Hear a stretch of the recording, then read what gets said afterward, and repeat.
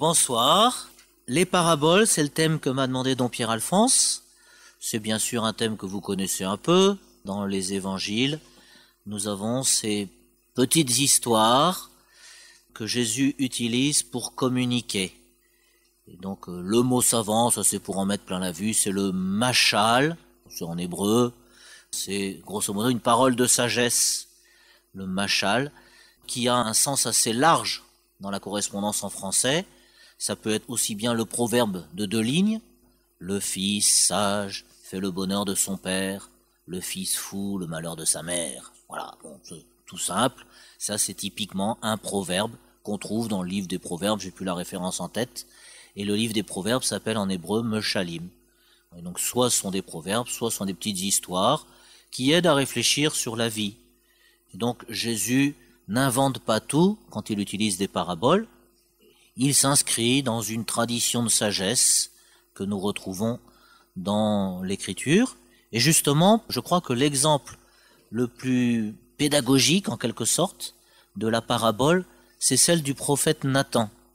Vous savez, quand le roi David, c'est un grand roi, n'est-ce pas? Si Jésus est fils de David, c'est quand même parce que le roi David est une référence. Eh bien, le roi David, il a péché, il a couché avec la femme d'un autre, et ensuite, pour se débrouiller, il a essayé de faire endosser le fils qui découlait du péché par le père. Ça marche pas, du coup, il tue le père, il récupère la femme. C'est vraiment pas joli, tout ça. Donc c'est le 2e livre de Samuel, au chapitre 11, où ça nous est raconté. C'est l'adultère avec Beth-Sabée, la fille du serment. Et puis, juste après cela, eh bien, alors que David semble habiter son impunité royale, il est roi, qui va lui faire des reproches? Il a caché aux yeux de tout le monde, ou presque, son crime. Ben voilà que le prophète intervient, le prophète Nathan. Je vous lis ça. C'est le chapitre 12, pour le coup, qui suit le chapitre 11, jusque-là ça va. Le Seigneur envoya vers David le prophète Nathan, qui alla le trouver et lui dit: Dans une même ville, il y avait 2 hommes. L'un était riche, l'autre était pauvre. Le riche avait des moutons et des bœufs en très grand nombre. Le pauvre n'avait rien qu'une brebis, une toute petite, qu'il avait achetée. Il la nourrissait, et elle grandissait chez lui au milieu de ses fils. Elle mangeait de son pain, elle buvait de sa coupe, elle dormait dans ses bras. Elle était comme sa fille. Un voyageur arriva chez l'homme riche pour préparer le repas de son hôte. Celui-ci épargna ses moutons et ses bœufs. Il alla prendre la brebis du pauvre et la prépara pour l'homme qui était arrivé chez lui. Alors David s'enflamma d'une grande colère contre cet homme et dit à Nathan: Par le Seigneur vivant, l'homme qui a fait cela mérite la mort, et il remboursera la brebis au quadruple pour avoir commis une telle action et n'avoir pas épargné le pauvre. Alors Nathan dit à David: Cet homme, c'est toi. Voilà, ça c'est vraiment typique. On a une histoire dans laquelle David a toutes les épouses qu'il veut. Il n'y avait pas encore le mariage monogamique dans lequel l'Évangile nous a fait progresser. Et voilà qu'il prend une femme qu'il a convoitée, et puis qu'autour de cette histoire, il y a toute une série de choses dommageables pour cacher son mensonge et son adultère. Voilà. Eh bien, Dieu met tout ça au jour d'une façon qui surprend David.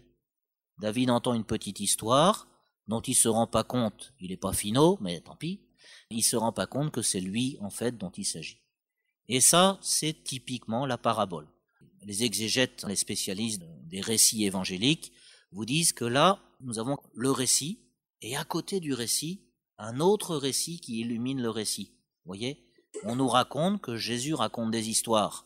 Mais ces histoires, c'est pas pour faire passer le temps, comme les 1001 nuits.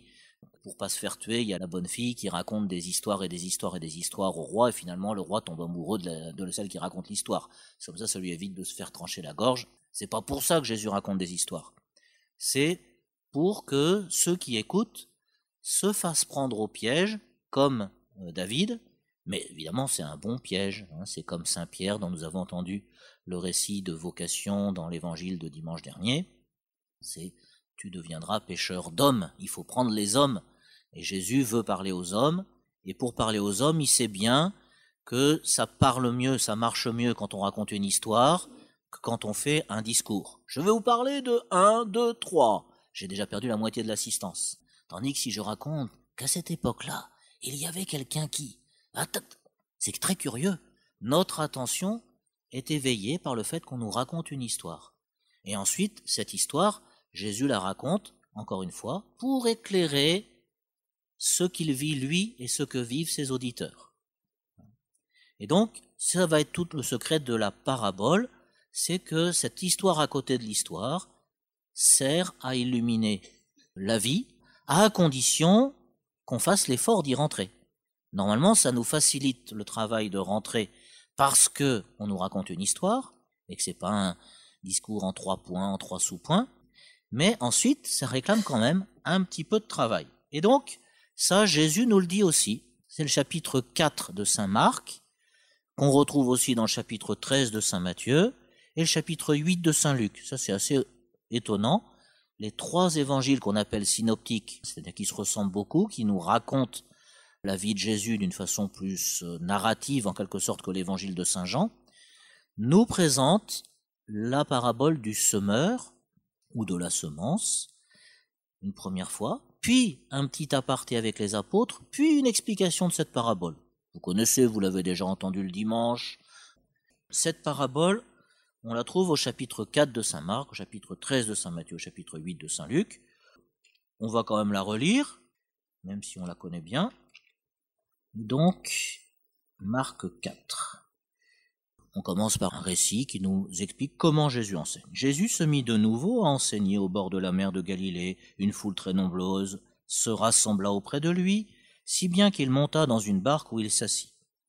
Il était sur la mer, et toute la foule était près de la mer sur le rivage. Il leur enseignait beaucoup de choses en paraboles, et dans son enseignement, il leur disait. Là, saint Marc annonce la couleur. Jésus parle en parabole. Et par rapport au chapitre 13 de Saint Matthieu, il y en a un petit peu moins dans Saint Marc, mais c'est peut-être plus facile pour nous de sentir l'unité. Donc, voici ce que Jésus dit. Écoutez, voici que le semeur sortit pour semer. Comme il semait, du grain est tombé au bord du chemin, les oiseaux sont venus et ont tout mangé. Du grain est tombé aussi sur le sol pierreux, où il n'avait pas beaucoup de terre. Il a levé aussitôt parce que la terre était peu profonde, et lorsque le soleil s'est levé, ce grain a brûlé, et faute de racines, il a séché. Du grain est tombé aussi dans les ronces. Les ronces ont poussé, l'ont étouffé, il n'a pas donné de fruits. Mais d'autres grains sont tombés dans la bonne terre. Ils ont donné du fruit en poussant et en se développant, et ils ont produit 30, 60, 100 pour un. Donc ça, le texte de la parabole qu'on connaît bien. Un curieux semeur qui jette son grain un peu n'importe comment, ça nous étonne un peu. Normalement, le grain, ça coûte cher, donc on prépare la terre. Vous êtes tous des connaisseurs en Mayenne, même si vous êtes des citadins ici. Enfin, il paraît qu'en Mayenne, tout le monde fait son potager. Et quand on fait un potager, normalement, on fait attention à ce qu'on sème. On ne va pas laisser la semence n'importe où. On l'a acheté, je ne sais pas trop quel magasin, dans un petit sachet, ou alors on l'a récupéré d'un ami qui nous l'a donné. Ça a de la valeur, la semence. Et ici, on a l'impression que la semence n'a pas beaucoup de valeur, que, en tout cas, le semeur sème largement. Voilà. Juste après, Jésus reste seul, et ceux qui sont avec lui, avec les 12, l'interrogent sur les paraboles. Il leur répond, « C'est à vous qu'est donné le mystère du royaume de Dieu, mais à ceux qui sont dehors, tout se présente sous forme de paraboles. Et ainsi, comme dit le prophète, c'est la mission du prophète Isaïe qui est un peu étonnante, ils auront beau regarder de tous leurs yeux, ils ne verront pas. Ils auront beau écouter de toutes leurs oreilles, ils ne comprendront pas.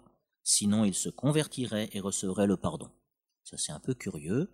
Jésus nous dit que, grosso modo, s'il parle en parabole, c'est pour que les gens ne se convertissent pas. Oh, un peu curieux, hein. Donc, on voit bien que dans l'intention de Jésus, d'après saint Marc, les paraboles, c'est pas des histoires pour les enfants. Les enfants sont bienvenus auprès de Jésus, mais les paraboles, c'est pas des petites fabulettes, des petites fables qu'on entend volontiers, c'est quelque chose qui mérite de se poser des questions, et de fait, pour bien entrer dans les paraboles, sans doute qu'il faut que ce soit donné Il faut que ça vienne du ciel, qu'on ait une petite lumière intérieure qui se réveille et qui nous fasse comprendre de quoi il s'agit. Donc on a l'impression que c'est tout simple, les paraboles. En fait, il y a besoin d'une grâce, d'après ce que nous dit saint Marc, que nous dit Jésus, il y a besoin d'une grâce pour rentrer dans ce que Jésus veut dire. Après quoi, Jésus leur dit encore, donc à ce petit groupe qui n'est pas la foule, pour l'instant la foule on a l'impression qu'elle est laissée de côté, et le petit groupe par contre, il reçoit une explication. Vous ne saisissez pas cette parabole, alors comment comprendrez-vous toutes les paraboles? Le semeur sème la parole. Il y a ceux qui sont au bord du chemin où la parole est semée, quand ils l'entendent, Satan vient aussitôt et enlève la parole semée en eux. Et de même, il y a ceux qui ont reçu la semence dans les endroits pierreux. Ceux-là, quand ils entendent la parole, ils la reçoivent aussitôt avec joie. Mais ils n'ont pas en eux de racines, ce sont les gens d'un moment. Que vienne la détresse ou la persécution à cause de la parole, ils trébuchent aussitôt. Il y en a d'autres qui ont reçu la semence dans les ronces. Ceux-ci entendent la parole, mais les soucis du monde, la séduction de la richesse et toutes les autres convoitises les envahissent et étouffent la parole qui ne donne pas de fruits. Et il y a ceux qui ont reçu la semence dans la bonne terre. Ceux-là entendent la parole, ils l'accueillent, ils portent du fruit, 30, 60, 100 pour un. Donc on voit la même structure dans l'explication que dans la parabole, et Jésus fait la transposition, il explique ce que la parabole avait un peu d'énigmatique. Qu'est-ce que c'est que cette histoire de semence gâchée? En fait, c'est la parole de Dieu qui nous est donnée. Le semeur sème la parole, c'est dit explicitement. Et donc on entend bien que la parole de Dieu a dû être distribuée largement, et puis il y a diverses réactions. Alors ensuite, on peut se demander quelle est notre façon de réagir à cette parabole. Très souvent, ce que j'ai entendu comme réaction, c'est de dire « Quelle terre suis-je » Voilà. Est-ce que je suis de la première terre, de la deuxième, de la troisième, de la bonne? Ben voilà, c'est un petit peu introspectif, et puis on se dit, je suis dans une classification. Est-ce que je vais pouvoir sortir de ce tiroir-là ensuite, un jour ou l'autre? C'est pas dit, c'est pas dit. Et donc, la première réaction habituelle devant cette parabole, c'est de se dire, ça me concerne, d'accord, et je sais que c'est la parole de Dieu qui vient dans ma terre, mais est-ce que je suis pas un peu classé par cette parabole? Voilà. Et donc, c'est la réaction habituelle. Est-ce que c'est la seule? Sans doute pas. Si on creuse un peu, on se rend compte que ce que Jésus met en dernier, c'est la bonne terre. Et donc, c'est ce qu'il veut, grosso modo, qu'on garde comme dernier souvenir.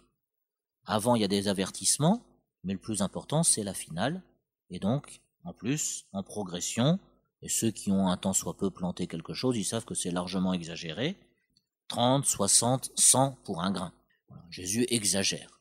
Et là, justement, il y a quelque chose qui fait partie du genre de la parabole. C'est l'exagération.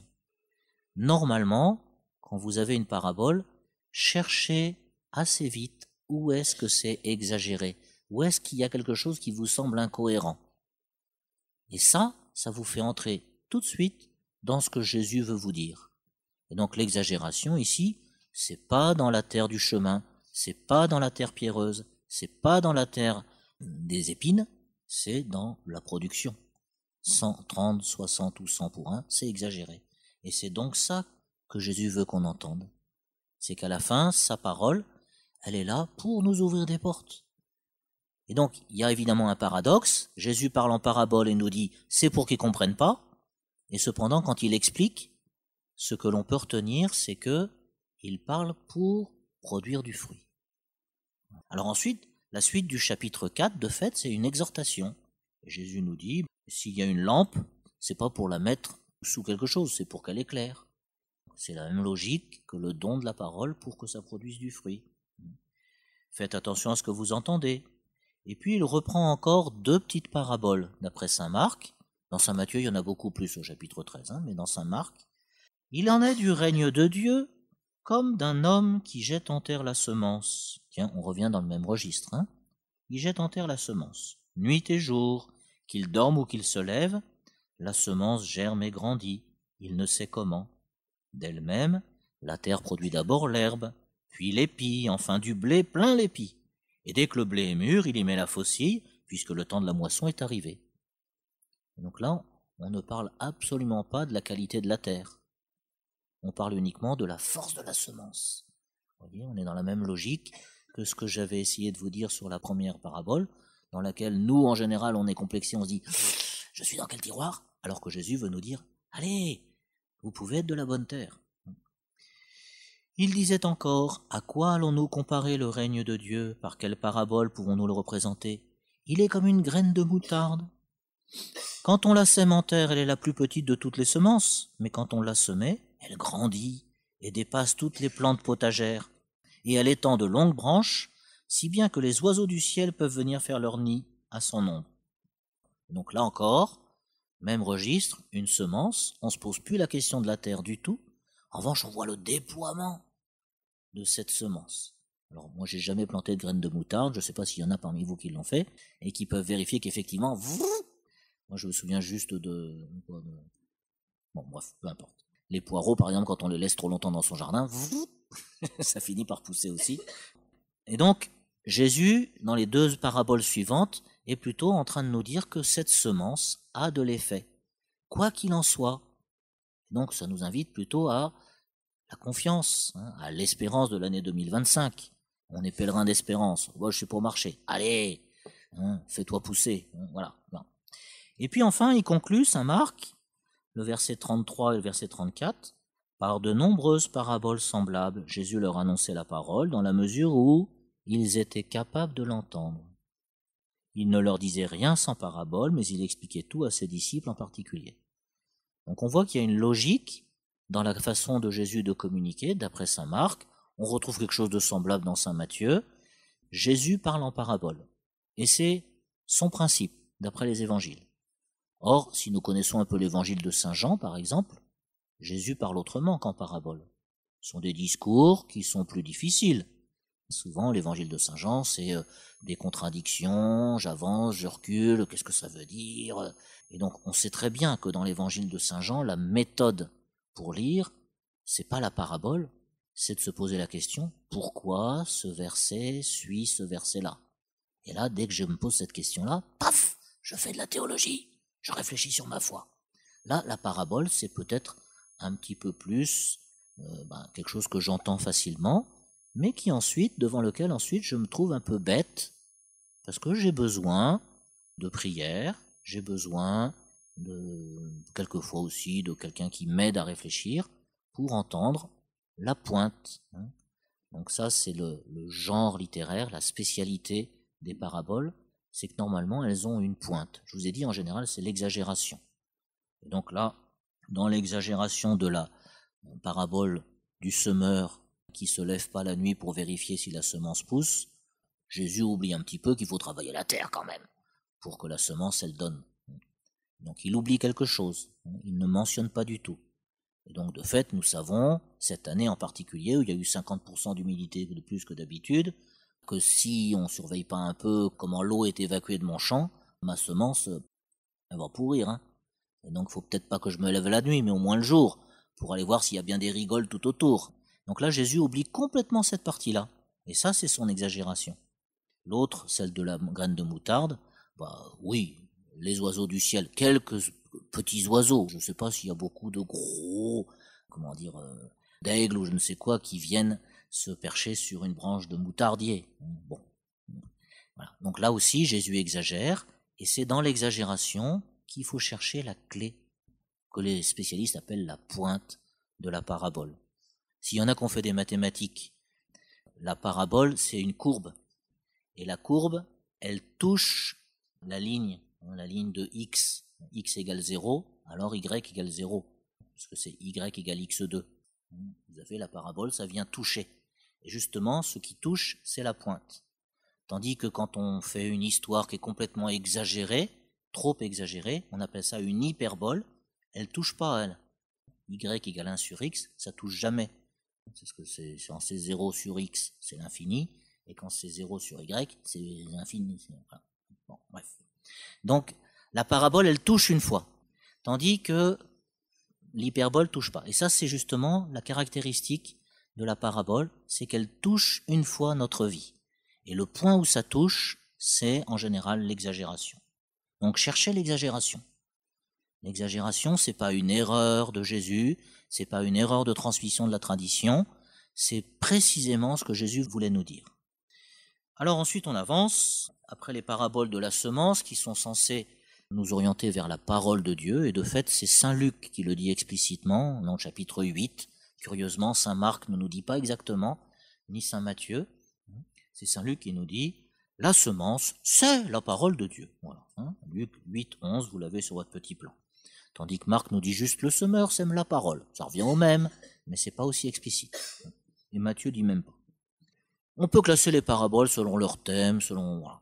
Ce qui est étonnant, en particulier dans le chapitre 13 de Saint Matthieu, c'est qu'il y a pas mal de paraboles qui, bien entendu, parlent surtout du royaume de Dieu, le principal sujet de l'annonce de Jésus, mais qui parlent de jugement. Donc le royaume de Dieu, ça nous fait froid dans le dos, souvent, eh bien, il va s'agir d'un jugement. Alors, il y a le jugement de la fin des temps. Nous savons bien que lors de notre mort, nous allons passer devant le Seigneur, qui est un juge plein de miséricorde, mais un juge quand même, auquel on devra rendre des comptes.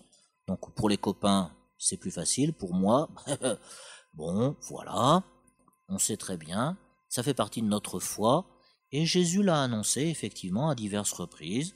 Donc, on peut prendre par exemple les paraboles de la fin du chapitre 13 de Saint Matthieu. La plus classique, c'est celle de l'ivraie.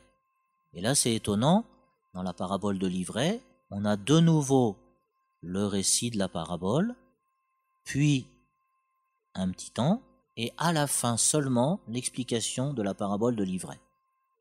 On va lire ça tranquillement.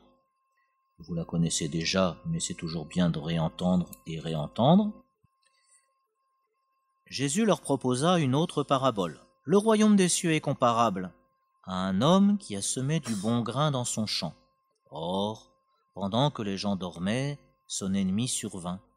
Il sema de l'ivraie au milieu du blé et s'en alla. Quand la tige poussa et produisit l'épi, alors l'ivraie apparut aussi. Les serviteurs du maître vinrent leur lui dire « Seigneur, n'est-ce pas du bon grain que tu as semé dans ton champ? D'où vient donc qu'il y a de l'ivraie ?» Il leur dit « C'est un ennemi qui a fait cela. » Les serviteurs lui disent « Veux-tu donc que nous allions l'enlever ?» Il répond « Non. » En enlevant l'ivraie, vous risquez d'arracher le blé en même temps. Laissez-les pousser ensemble jusqu'à la moisson, et au temps de la moisson, je dirai au moissonneur, enlevez d'abord l'ivraie, liez-la en botte pour la brûler, quant au blé, ramassez-le pour le rentrer dans mon grenier. Là, c'est le texte de la parabole de l'ivraie, versets 24 à 30 du chapitre 13 de Saint Matthieu. Et puis, curieusement, avant qu'on arrive à l'explication, on a encore quelques versets. Jésus propose une autre parabole. Le royaume des cieux est comparable à la graine de moutarde, ce qu'on vient d'entendre chez Saint Marc, expansion. Le royaume des cieux est comparable au levain qu'une femme a pris et qu'elle a enfoui dans 3 mesures de farine, jusqu'à ce que toute la pâte est levée. Expansion. Je ne sais pas si vous avez remarqué ça, quand vous faites une pâte, elle est bien condensée, vous l'avez tapée dans tous les sens, vous l'écrasez, etc. Puis ensuite, vous la laissez reposer. Et quand vous l'avez laissée reposer, elle devient plus légère, si vous avez mis du ferment dedans. Tout cela, Jésus le dit en parabole, etc., etc. Et puis ensuite, laissant les foules, il vint à la maison, ses disciples s'approchèrent et lui dirent « Explique-nous clairement la parabole de l'ivraie. » Et Jésus explique, et là, cette fois-ci, au lieu d'aller sur une pointe, il explique tout, petit à petit. Celui qui sème le bon grain, c'est le Fils de l'homme, c'est-à-dire moi, donc ça c'est habituel dans les évangiles. Le champ, c'est le monde. Le bon grain, ce sont les fils du royaume. Tiens, c'est plus la parole. L'ivraie, ce sont les fils du mauvais. L'ennemi qui l'a semé, c'est le diable. La moisson, c'est la fin du monde. Les moissonneurs, ce sont les anges. De même que l'on enlève l'ivraie pour la jeter au feu, ainsi en sera-t-il à la fin du monde. Le Fils de l'homme enverra ses anges et ils enlèveront de son royaume toutes les causes de chute et ceux qui font le mal. Ils les jetteront dans la fournaise, là il y aura des pleurs et des grincements de dents. Alors les justes resplendiront comme le soleil dans le royaume de leur Père, celui qui a des oreilles qui l'entendent. Donc, on a une explication de la parabole de l'ivraie. Mais est-ce que c'est le seul sens? La parabole de l'ivraie, elle est interprétée par l'explication comme la fin des temps. On focalise sur la fin des temps, elle nous parle du jugement dernier. Et c'est pas le seul passage de l'évangile qui nous parle du jugement dernier. Il y a d'autres paraboles encore après, sur le filet qui ramasse du poisson et puis on trie, etc., etc. Donc, le thème du jugement est quelque chose de bien présent. Seulement, alors que l'explication se focalise sur le jugement dernier, la parabole elle-même, elle nous semble dire autre chose. On jugera à la fin, mais pour l'instant, il ne faut pas juger. Pour l'instant, il ne faut pas arracher l'ivraie. Et pourquoi ? De peur d'arracher aussi le bon grain. On a là quelque chose qui nous montre comment le Seigneur, par un récit, une parabole, nous invite à entrer dans notre façon de nous comporter. Dans l'interprétation, on a bien l'impression que ici, il y a tout le bon grain, les fils de Dieu, et puis là, il y a le fils du mauvais. Voilà, donc il est à côté de vous, et vous le supportez patiemment. C'est ce à quoi vous invite l'Évangile. C'est pour pas dire que ici c'est le fils du mauvais, ici c'est... Voilà. Vous avez une invitation à la patience envers votre voisin. Maintenant, on peut très bien aussi interpréter ça comme quelque chose qui est en nous. Très souvent, fils de, dans la Bible, ça veut dire ce qui vient de, ce qui a origine. Et donc il y a un psaume affreux qu'on dit le mardi de la 4e semaine du psautier, le psaume 136. On the rivers of Babylon, vous connaissez ça? Voilà, sur les rives de Babylone, nous avons accroché nos harpes. Et puis à la fin, on parle de massacrer les enfants.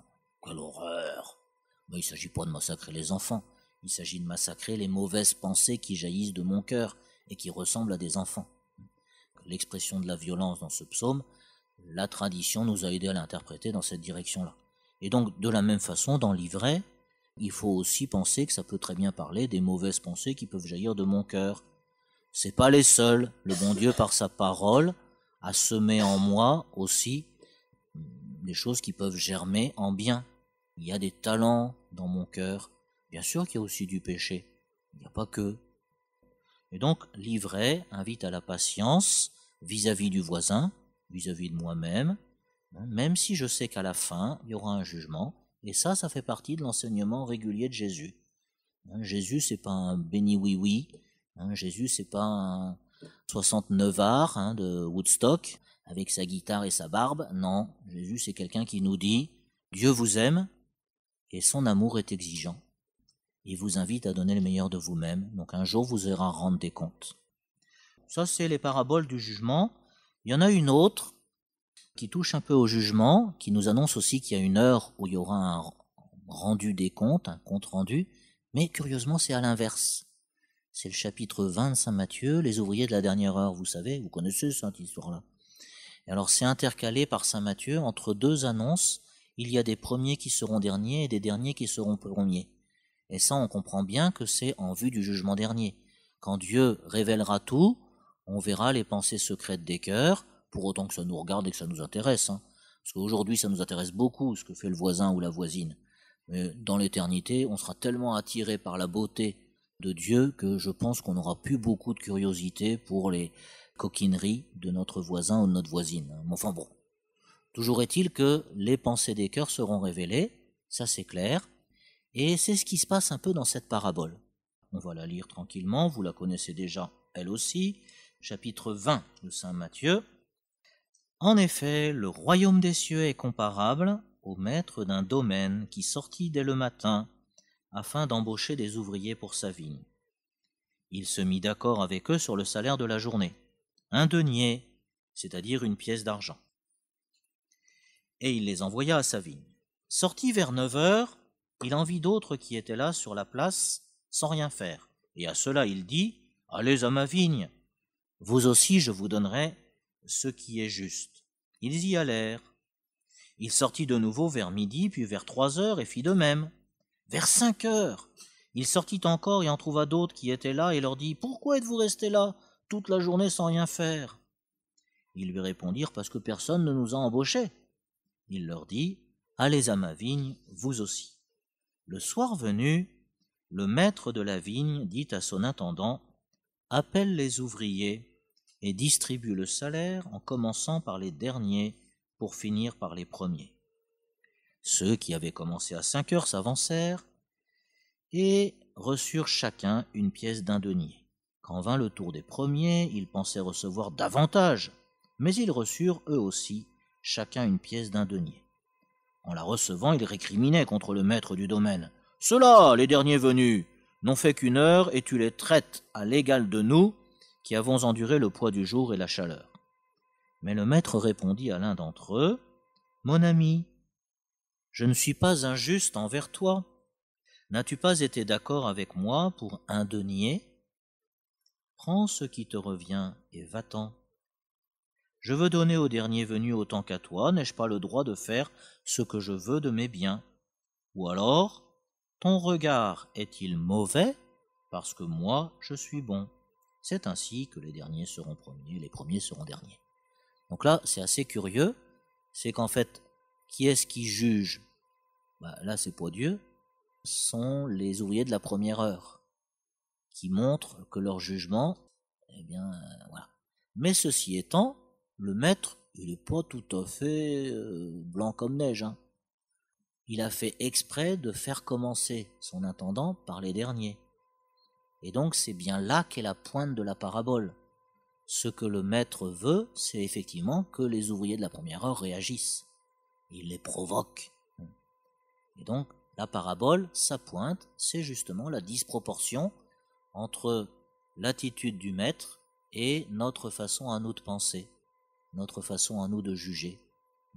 Le maître, il donne la récompense, mais nous pensons, dis donc, moi je suis un prêtre, tu veux me mettre au même niveau que cette personne-là qui s'est convertie au dernier moment, quand je lui ai donné le sacrement ? Voyons, je vais être jaloux, moi. Bon, voilà. Nous avons notre façon à nous de penser notre relation avec Dieu, et c'est tout à fait légitime d'essayer de penser notre relation avec Dieu. Mais très souvent, c'est basé sur des standards qui ne sont pas ceux de Dieu. Et Dieu veut provoquer ça, Dieu veut faire bouger ça. Donc les premiers qui seront les derniers, la pointe, c'est vraiment ce renversement de la hiérarchie qui nous semble à nous la plus importante. Donc ça c'est le jugement. Donc il y aura un jugement de Dieu, et ce jugement de Dieu, nous l'avons entendu dans le discours de la montagne, il ne faut pas l'anticiper, c'est à Dieu de juger. Comme le dit souvent le pape François, qui suis-je pour juger ? D'accord ? Même si le curé, il a aussi le rôle de dire, normalement il faut faire comme ci, il faut faire comme ça. Et donc aujourd'hui, les gens se scandalisent très vite parce que le curé a une attitude d'autorité, mais en fait, c'est un service qui vous rend. Voilà. Bon. Après les paraboles du jugement, les paraboles de la miséricorde. Miséricorde. Alors ça, c'est le petit bijou Saint-Luc. Saint-Luc, c'est à la fois l'évangile qui est le plus facile, parce qu'il y a dedans la parabole de la miséricorde, les paraboles de la miséricorde, et puis c'est le plus sévère. Dans les béatitudes, il ne nous dit pas « heureux les pauvres en esprit », ce qui nous permet de garder notre petit pécule et de donner gentiment. Il nous dit « heureux les pauvres tout court », et il rajoute « malheureux les riches ». Oh, heureux ceux qui pleurent, d'accord, mais malheureux ceux qui rient, quand même. Donc on connaît bien l'évangile de Saint-Luc quand ça nous plaît. Et puis quand ça nous plaît moins, on le met un peu aux oubliettes. Parce que toujours est-il que le chapitre 15, c'est un vrai bijou. Et là, vous avez Saint-Luc qui a fait le travail pour nous. Dans le chapitre 15, ça commence par une mise en situation, un récit, au milieu duquel Jésus va dire une parabole. Et on retrouve dans le récit les trois termes. Il y a des gens qui se convertissent, il y a des gens qui sont déjà justes, et il y a Dieu. On trouve toujours ces trois termes dans les trois paraboles de la miséricorde. La première, c'est celle du berger qui a 100 brebis. Et donc, il en perd une. Qu'est-ce qu'il fait ? Il appelle les pompiers. Non, il y va. Et alors, j'ai un camarade d'enfance qui me dit, moi j'ai fait ça cet été, je t'assure que dans les ronces, les kékés de Bretagne, tu la sens passer ta brebis que tu vas chercher. C'est pas la peine de trop en rajouter, c'est déjà très significatif. Il y a une exagération dans le fait d'aller chercher une brebis et de laisser 99 autres de côté. On connaît ça, ça fait partie des exagérations. C'est donc là, justement, que Jésus veut qu'on entende, et c'est ce que souligne la conclusion. Saint Luc fait une conclusion de la parabole. C'est ainsi qu'il y aura de la joie dans le ciel pour un seul pécheur qui se convertit, plus que pour 99 justes qui n'ont pas besoin de conversion. Donc là, on nous dit, la pastorale, monsieur le curé, c'est d'aller chercher la brebis perdue et puis laisser dans leur coin les 99 qui tournent toutes seules. Oh, pas toujours facile. Et donc, ça correspond, il y a la brebis perdue, il y a les 99 justes, et puis il y a le berger, on a le triptyque qu'on avait auparavant dans le récit. Les publicains et les pécheurs venaient tous à Jésus pour l'écouter, les pharisiens et les scribes récriminaient contre lui, cet homme fait bon accueil aux pécheurs et il mange avec eux. Jésus, c'est vraiment quelqu'un qui aide les gens à se pervertir, puisqu'il fait bon accueil à ceux qui sont pécheurs. Voilà. C'est pas dans l'ordre, il faut respecter l'ordre, il faut remettre l'ordre en place, il faut aider les gens à comprendre que quand on fait le bien, qu'on est récompensé. Eh ben, apparemment, c'est pas tout à fait l'attitude de Jésus, et la parabole reprend la même direction. De la même façon, Saint Luc, qui est très équilibré, souvent il fait jouer l'homme et la femme en complémentarité, nous redonne une autre parabole, ça vient de Jésus, mais enfin c'est Saint Luc qui nous le présente, sur la femme qui a 10 drachmes, 10 pièces d'argent, qui en perd une, et donc elle balaye toute sa maison pour retrouver sa pièce. Vous avez déjà fait ça avec la grand-mère, après un repas avec les invités. Ah, on a perdu une petite cuillère en argent. Non, ça n'existe plus ça. Oh là là là là, on vide la poubelle et puis... Bon, mais quand elle l'a trouvée, elle rassemble ses amis et ses voisines pour leur dire « Réjouissez-vous avec moi car j'ai trouvé la pièce d'argent que j'avais perdue. Ainsi, je vous le dis, il y a de la joie devant les anges de Dieu pour un seul pécheur qui se convertit. » Si vous avez été attentif, vous avez remarqué qu'on a perdu un des termes ici. On a perdu l'importance des 9 autres drachmes. On ne se pose pas la question de savoir si les 9 drachmes, elles vont se faire manger par le loup, ou je ne sais pas quoi, comme les brebis. 99 justes, un troupeau de 99 brebis, si vous avez un loup dans le coin, il paraît que le loup revient en Mayenne maintenant, vous allez quand même mettre quelques chiens de berger tout autour pour éviter que le loup vienne attaquer vos 99. Et là, les drachmes, on a perdu la question. On est tout focalisé sur celui qui va se convertir. Et on ne se pose plus la question de savoir s'il y a plus de joie pour un seul qui se convertit que pour 99 qui n'ont pas besoin de conversion. On dit juste qu'il y a de la joie pour un seul qui se convertit. C'est assez curieux ça. On a perdu le trépied de la comparaison. On n'a plus qu'un bipied, en quelque sorte, bipode, je ne sais pas comment il faut dire. Et puis ensuite, c'est la fameuse parabole du fils prodigue, que vous connaissez par cœur. On n'a pas besoin de la lire ensemble. Vous savez, c'est un très beau récit. Les enfants l'ont entendu en préparant leur première communion pour se préparer à la première confession. Donc c'est un truc qu'on utilise dans tous les sens. Et on sait que les exégètes, depuis 60 ans à peu près, nous ont invités à dire « C'est bien votre lecture pieusarde du fils qui revient vers le père, mais il y a aussi le rapport avec le fils aîné qui est important et qui correspond effectivement au trépied du récit. Il y a le fils aîné qui représente les pharisiens, le fils cadet qui représente les publicains et les pécheurs qui se convertissent et viennent vers Jésus, et le Père qui correspond un peu à l'attitude de Jésus, qui est en train de nous révéler l'amour de Dieu. Et donc, à la fin, la parabole, la pointe de la parabole, bien sûr qu'il y a une première pointe dans l'exagération du Père, qui au lieu d'attendre dignement dans son fauteuil que le Fils revienne, va se précipiter dans ses bras en courant. Un père qui court, c'est ridicule dans l'Ancien Testament. Aujourd'hui, c'est très bien. Ils font des marathons et tout, chapeau. Mais à l'époque, c'est ridicule. Et donc, le père se ridiculise en allant chercher le fils. Donc là, il y a une première pointe, sans doute. Mais la pointe la plus importante, c'est que la parabole n'est pas conclue. On ne sait pas si le fils aîné va rentrer ou pas. Et donc, c'est là que se trouve, en fait, l'exagération de Jésus. Alors, ton histoire, tu la conclus? Mais non, je la conclus pas parce que c'est à vous de la conclure. Est-ce que vous faites partie des pharisiens qui se considèrent comme meilleurs que les pécheurs, ou est-ce que vous êtes déjà rentré avec le Père et que vous attendez que le fils aîné vienne aussi, ou est-ce que vous considérez que les pharisiens sont des sales pécheurs et que, enfin voilà, on peut tout renverser. Les exégètes depuis 60 ans environ nous ont dit la parabole du fils prodigue, c'est surtout une parabole du pharisien qui doit revenir, qui doit entrer. Et donc, tu m'as jamais donné un agneau pour festoyer avec mes amis. Tu l'as pas demandé, crétin. Voilà. Et donc le père, il est très à l'écoute, il va chercher son fils aîné qui fait sa petite colère, et lui, il rétablit les relations, c'est magnifique, de délicatesse. Le fils aîné dit « Ton fils que voilà ?» C'est ton frère. C'est magnifique. 3 paraboles de la miséricorde, et qu'on connaît bien, et qui de fait nous rappellent la principale révélation par Jésus, c'est que Dieu est amour. Bien sûr que c'est un amour exigeant, mais Dieu est amour, un amour qui se propose à tous Et donc, il n'y a pas des pharisiens qui sont justes, qui n'ont pas besoin de conversion. Tout le monde a besoin de conversion. Et le pécheur qui va au loin, qui fait la fête avec les femmes et les joueurs et je sais pas quoi, et celui qui est auprès du Père et qui ne sait pas l'aimer et qui a besoin de réapprendre à aimer. L'autre parabole de la miséricorde, c'est la parabole du bon samaritain. Elle est connue, celle-là, elle est rentrée dans toutes les langues. On en fait même des films. Et donc c'est un paradigme, c'est un modèle qui est entré dans toutes les cultures influencées par le christianisme. Et c'est très bien, hein. Et donc, cette histoire d'un pauvre gars qui est attaqué par des brigands, un lévite passe, il y touche pas, un prêtre passe, il y touche pas, mais c'est un samaritain qui était en voyage et qui donc avait sans doute peu de choses avec lui, qui s'occupe du pauvre blessé et qui l'amène dans l'auberge, qui demande à l'aubergiste de s'en occuper. Tout ça, c'est une très belle histoire de miséricorde aussi. C'est d'abord ça.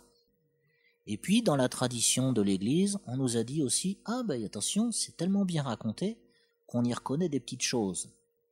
Le prêtre, évidemment, nous fait penser à l'Ancien Testament. Et le bon samaritain, c'est quelqu'un qui vient un peu d'ailleurs. Donc ça peut être Jésus qui n'est pas prêtre selon les règles de l'Ancien Testament. Donc là, on a une lecture qui va devenir allégorisante. C'est un terme savant pour dire qu'on n'est pas seulement à une pointe, celle de la miséricorde, va et toi aussi, fais comme le bon samaritain, mais on est à une série de correspondances. Et donc, la correspondance, c'est le bon samaritain, en fait, c'est Jésus. L'aubergiste, c'est qui alors? C'est l'Église. Et les deux deniers, qu'est-ce que c'est? Eh bien, c'est la parole et les sacrements, par exemple. Et quand je reviendrai, je te donnerai le complément. Quand est-ce que reviendra le bon samaritain? Au jugement dernier. Paf! Vous avez une lecture traditionnelle de la parabole qui n'est plus seulement avec une pointe, mais avec une série de correspondances. Alors, qu'est-ce qu'on fait de ça? Souvent, dans la tradition, on a tellement aimé cette allégorisation de la parabole qu'on en a oublié l'exhortation à s'occuper du pauvre. La parabole, elle vit à divers niveaux et elle nous parle à divers niveaux. Elle nous parle de l'amour de Dieu qui est venu s'occuper de l'homme pécheur, agressé par les brigands, les diablotins qui viennent nous tenter. Ne fais pas tes devoirs ce soir, tu devras avoir bien le temps demain, puisque c'est mercredi, voilà. Tandis que si tu fais tes devoirs ce soir, mercredi tu seras... Non, c'est les vacances, je suis bête. Donc, l'homme agressé par les démons, il a été sauvé par Jésus, très bien. C'est magnifique, ça nous parle du projet de Dieu sur notre histoire. Et quelquefois, ça nous fascine tellement qu'on en oublie la première lecture. Ça a mis en rage les exégètes qui ont condamné en masse l'allégorie, disant l'allégorie, c'est une lecture traditionnelle qui se rajoute sur l'évangile et qui fait oublier le premier message. Il faut pas. Mais n'empêche que cette lecture, elle est aussi légitime. Et Jésus va même la justifier à un moment en particulier, c'est celle de la parabole des vignerons homicides. Vous la connaissez aussi celle-là. C'est le chapitre 12 de Saint Marc. Chapitre 12 de Saint Marc. Là, il faut faire un petit exercice d'exégèse que je fais faire à mes séminaristes. Oui, je me suis pas beaucoup présenté, mais je suis un camarade de promotion de Don Pierre Alphonse. Et puis lui, il a été curé, il a plein d'expérience. Moi, je suis un prof. Et quand je vais dans le ministère, j'apprends tout. Là, je suis encore en train d'apprendre.